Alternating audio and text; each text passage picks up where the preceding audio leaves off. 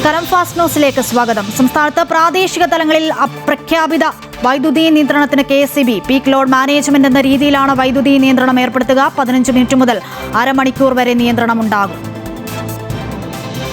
സംസ്ഥാനത്ത് ഇന്നു മുതൽ കൂടുതൽ സ്ഥലങ്ങളിൽ വേനൽ മഴ ലഭിക്കുമെന്ന് കാലാവസ്ഥാ നിരീക്ഷണ കേന്ദ്രം. ഇടിയോടുകൂടിയ മഴ പെയ്യുമെന്ന് മുന്നറിയിപ്പ്.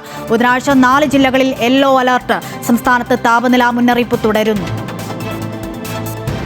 പാമ്പുകടി ഭീതിയിൽ കേരളം. വിവിധ ജില്ലകളിലായി ഇന്ന് 8 പേർക്ക് പാമ്പിന്റെ കടിയേറ്റു. കാസർഗോഡ് എളേരിത്തട്ട് മൂർഖന്റെ കടിയേറ്റ 4.5 വയസ്സുള്ള കുട്ടി ചികിത്സയിൽ. ആരോഗ്യനില ഗുരുതരം. കോഴിക്കോട് കുറ്റ്യാടിയിൽ വീടിനുള്ളിൽ നിന്നും 5 പാമ്പുകളെ പിടികൂടി.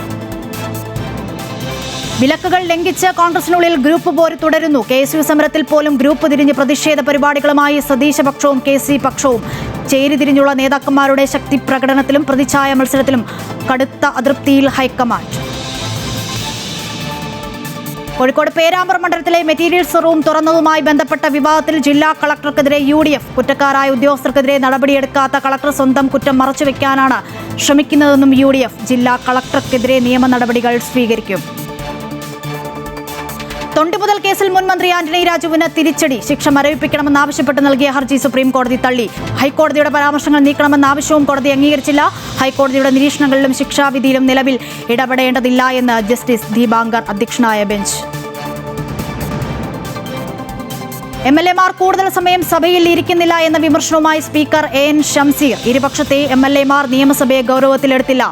യുവ MLA മാരാണ് കൂടുതൽ സമയം സഭയിൽ ഇരിക്കാൻ താൽപര്യം കാട്ടാത്തതെന്നും സ്പീക്കർ.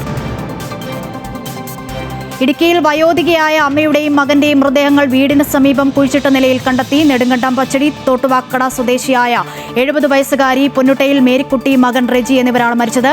മേരിക്കുട്ടിയുടെ ഇളയ മകൻ സജി. ഇരുവരെയും കൊലപ്പെടുത്തിയ ശേഷം മൃതദേഹങ്ങൾ മറവ് ചെയ്തതാകാമെന്ന് പോലീസ് നിഗമനം. നടനും ബിഗ് ബോസ് താരവും മോഡലുമായ ഷിയാസ് കരീമിനെതിരെ സാമ്പത്തിക ലൈംഗിക ചൂഷണത്തിന് പരാതി നൽകി യുവതി. സുഹൃത്തും പങ്കാളിയുമായിരുന്ന ഷിയാസ് തന്നെ ലൈംഗികമായും സാമ്പത്തികമായും ചൂഷണം ചെയ്ത് 65 ലക്ഷം രൂപ തട്ടിയെടുത്തതായി യുവതി പാലാരിവട്ടം പോലീസിൽ പരാതി നൽകി.